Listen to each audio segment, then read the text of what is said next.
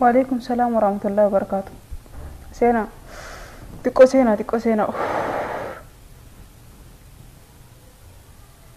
تكو سينا وري دبي ولين دوي تنغما غمانا وخبا غدو داف دبي برجاجه سوداف دينوما انتاني نويدو مفوري واغودا جرتني في تتافتا جرتن دغي فدا سينا دا خير ولي بورا فيديو.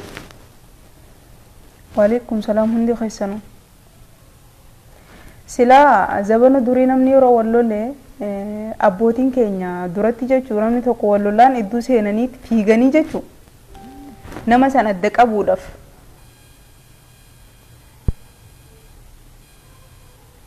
nama sana adda qabuuf humna hin qabnellee fixatan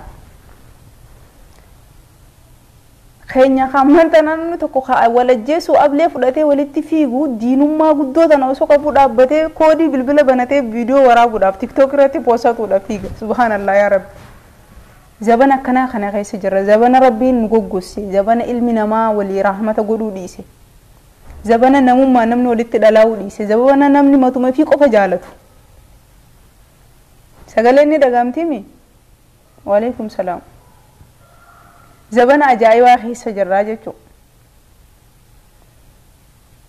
لغادو بچوف نمني واني فينغوني نمانغو دينجاو يروح الدو أرمو تناف نمني دوبتون دبامني ni dubbatanii waan godhamus tarsiimuun namti namni dubbatu hedduu qaban nama hojiitti jijjiiruu dhabne malee waan dubbatamu hojiitti jijjiiruutu nutti ulfaata.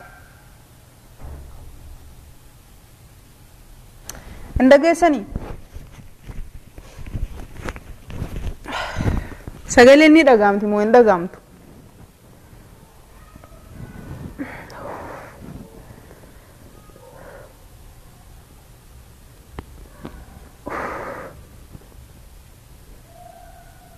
اوكي ني دغامتي ان جولي اورومو جماتي في جولي اورومو هررغي توللتي نما جولي هررغي هدونا ميداميتو جرا اكملتي نما داميتو جرا نما نني بيخو تويس جرا جولي سانكيسا نما نني بيخو جولي ورا ديفوتي كيس جرا جولي والله يا جچو مجانا سيرتين ديمو ترتان خا بدلبسي وفتي بدلبسي خيستي ديماني جران سوني مجان سوني جولي هررغي ورا ديفوتي نما نم بيخو جچو دا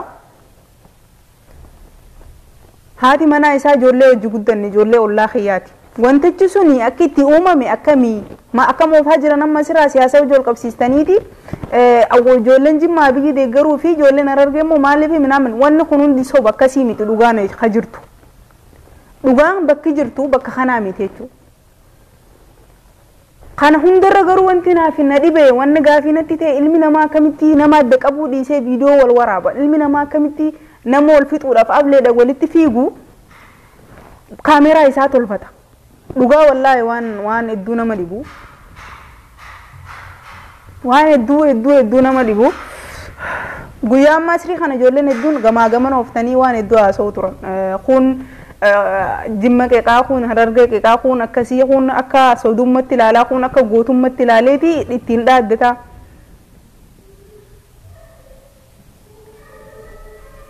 بكي ساني تقولوا لنا جولين سعودي عربية خرج خيسة تقولوا لنا خرج بادية خيسة تيجو بادية بكي اتدا لغني تجولين كوالول جولين كمي دم تهدون جولي حرر جيدي تمي دم انجتشو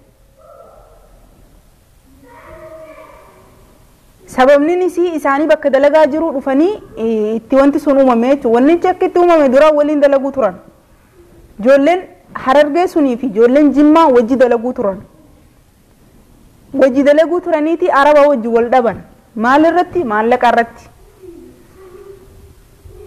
مالك الرا والدبنيتي مالك ني سن اكا والقط اتو بجچ ولي غلني الرابهن دلغرا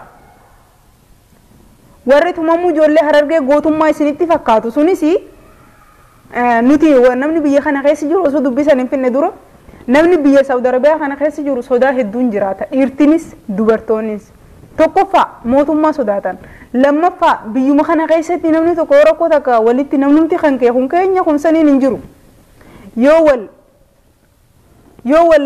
وني مركون تكوممته قديا مني دبيته كسنغافه مالتو بدين ومجاني سنغافتان ولك بني قديا سين اوبري غوتو نما هداني جچو سانقوفا متي حاله يرو امنتنا خنا خيستي نمني حفور باسوندندو سببني سيو هدامي وان غلان جره manedha san keessa yoo seene rakkoo yeroo san saaxilamuuf waan beekaniif isinii galee sodaa gama waan gama meeqatiin sammuun ilma namaa sodaadhaan guutamtee jirti jechuudha. Nama tokko hiriyaa isaa ganda tokko yookaan immoo nama ifirraa tumuu dandeessu humna ta'eetiin hafuura itti baafachuu hin dandeessu maaliif jireenya waan barbaaddu innaa sodaa dila kana keessa jiran qabaatus jabaa fedhee ta'us mootummaa sodaata hidhamuu sodaata qadiyyaa umrii guutuu kana sodaaf afaan isaa cufatee gajjee jiraataa jechuudha. Amma ijoolleen jimmaatiif itti harargee keetti wallolan bakka dalagaati. Bakki teen dalagaa Kharji magaalaa Kharji Saudi Arabiyaa Kharji keessatti ijoolleen waliin dalaguu turan. Jimmaa fi harargeen sunis waliin dalaguu turan. Waliin dalaganii maallaqarra wal dhabanii bahan walii galanii bahanii jennaan namoonni cinaan dalagatti deebite ijoolleen.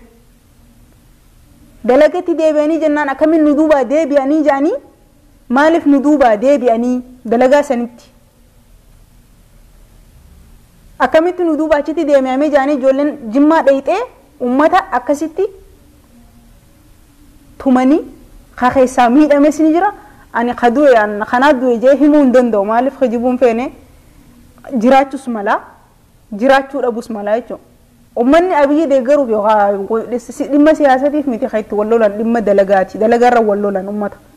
Isini galee dalagarra walloluuf ammoo kun akka gootatti ilaaltanii warroonni biltsiginaa ijoollee abiyyi deeggartuutu ijoollee harargee kana godhe jettanii warri muudii qabachaa jirtan hundi isaa sobaa jechuudha. Isini galee wanni abiyyi deeggaraan jiru achi keessa deeggarus dhimma siyaasatii miti. Tuunis ammoo akkamitti harargeen akkana taateettee warroonni dubbii uwwisuuf keessa fayyadanii maaltu jira? Dubbii asuma qabbaneessa. Ijoolleen kan itti wallolte dalagarra wallolan malee siyaasanii miti. Isini galee dalaga waliin dalaguu turan isaan duubaa ijoolleen tun duubaa itti deebite.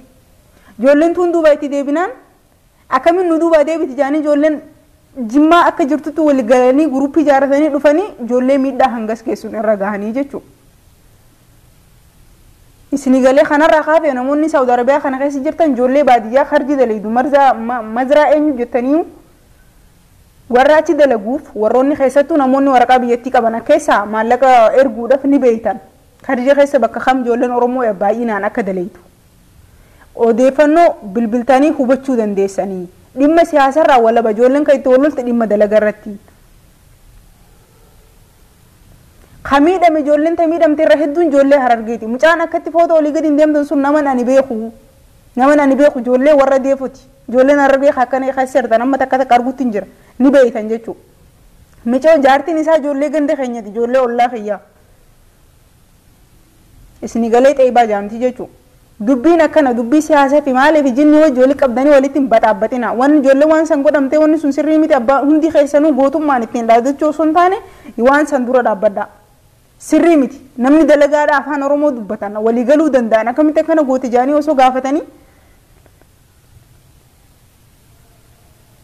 takka wanni ijoolleen adda qabdan jirtu ijoollee wal fixaa jirtu kun kaameeraa gootummaa dhagaa ijoollee jimmaatii harargeetu mee kaameeraa tolfatee viidiyoo waraaba donqoorummaa dila kanas dhaaba warroonni yaada gadhaantummaa kanaa kun qabu yaada wallaalummaa kanaa haa qabdan nama tokko haifirraa quban qabne dhufanii guruppii ijaarratanii abaluu kana goona jaanii dhufanii miidhaan taane irra geessisuun kun donqoorummaa nama alagaati miiteen qabdu diinni ati miiteen jiru saba hanqee qulqulluudha Oromoo akka hanqeetii ka waliin nyaatu turan ka wajjin dhuguu turan ijoolleen sun wajjin dalaguu turan ka akkana walirra dalagan. Akkamuu namni ijoolleen jimmaa akka waan goota biraa diina biraa waa gootee warri immoo harka tumtaniif dhaabaa waan akkana waan biratti nu galchina jechuudha. Isini galee siyaasarraa walaba wantichi. Ijoollee abichuu deeggartuutu maali akkas godhe miti jimma guutuu abichuu deeggaraa qilee haabuu abichuun kan ga'eeti bixxaashaa mullaa harargee akkas gooteettanii warri shunkurtii akooyitan dhaabaa wanni sun hundi hin jirtu. Isini galee dubbiin taanuma jechuu allaqa. Siyaasa keessa hin jiru wannichi. Abichuu keetiif ijoollee waliin lolle. Siyaasa biraa deeggarteef ijoolleen harargee hin tumamne. Ijoollee dalaguu jirtu ijoollee dalagaa ooltee galgala galanii bakka takkatti guruppii ijaaranii akkas godhan. Ijoollee nama hedduun miidhame jechuudha. Kanuma dubbiin.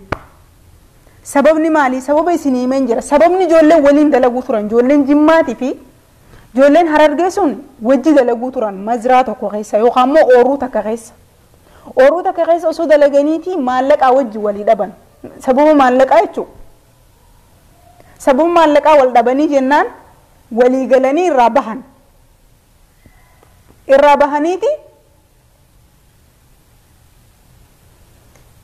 gizee irraa bahan tun ijoolleen cinaan itti deebite ijoolleen arsii nama muraasa keessa jira dalagatti deebi'an dalagatti deebinaan ijoolleen jimmaatuun guruuppii ijaaratanii ijoollee dalagatti jirtu dhaqanii achitti akkas godhan kun viidiyoo waraabaa kun footoo kaasaa kun ammoo nituma as garagalanii immoo warroonni sooshaal miidiyaa kolkoleen ijoollee abbichuu deeggartu ijoollee jimmaatitu harargee maalii godhe jettanii asirra lafa dhiitaa jirtanii abbichuun khayyanni deeggarata kan jirtu sinigalee ijoollee harargee tumamuun akka gootummaatti yoo halaaltan ta'e suni donqoorummaadha diina keetii miti sun oromoo namaa dhiiga kan keeti lafee teeti yoo kan miidhan sun kasi gammachiisu ta'e lafee tan ta'e dhiiga kan kee oromoo si keessaa baate malee haatitumti alagaa miti ijoolleen teenya tawarra tigiree nama sadii tigiree nama sadii dura dhaabbachuu hin dandeenyetu goota jettanii askirraa dachii lafan diitina dubbii siyaasa galchitanii akka gandummaa yeroo kana keessatti nuti walirra duunu nun godhina sinigalee akka nuti walirratti duullu as garagallee gandummaa wal nyaannu hin godhina ijoollee wallolta oromoo fi oromoo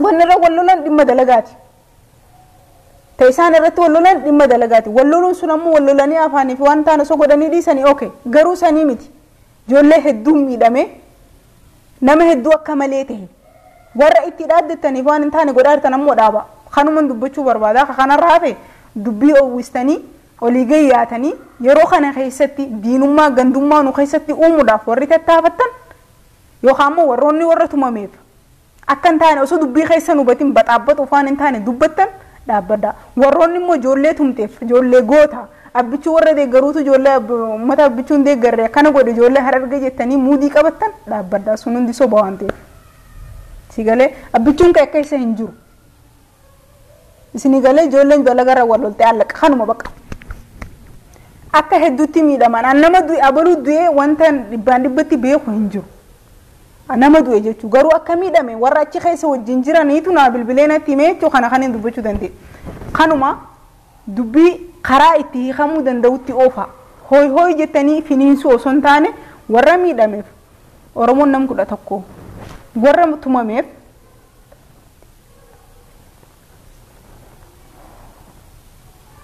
osoonii fi dhugumaan jechuun akkasitti abaan waa hedduu nu dubbisiisinaadha waa hedduu dubbachuu hin barbaadu tumamu ijoollee itti gammaduu yoo isin dhugumatti jechuun beeku gaan namni oromoo tumee miidheef biyya kana keessa namni goonni fedheewu jabaan fedheewu gajjee jiraata jabumti fedheewu humna fedhe yoo qabaate haadha isaa jijjiira yookaan immoo dalagatee biyya galuu deemare yeroo nama hojiitti wallolee ganaa deebi'ee umrii isaa guutuu hidhamu hin jiru namni tokko nama hojii wallolee taana mootummaan biyya kanaa qabdee qilee allayyaa si buusudha malee maalirra walloltan eenyu abbaa dhugaatii eenyu abbaa sobaatii wanni haasa'u takka hin jiru sinigalee kanuma dubbii karaa furamuu deemtu achi garagalaa yoo danda'ame ijoollee san akka wal beeytaniin qabaati wanti sun yoo waan biraa godhuu dadhabdan wanti sun sirrii akka hin tahin warroota miidhame san akkaataa ittiin gargaaramu godhuu danda'utu isinirra jiraata malee dubbii oowwisuu fi girgirii dhaabuun dhaabbadha tumamuun jeegnu wanti naman gootu tumuun goota naman gootu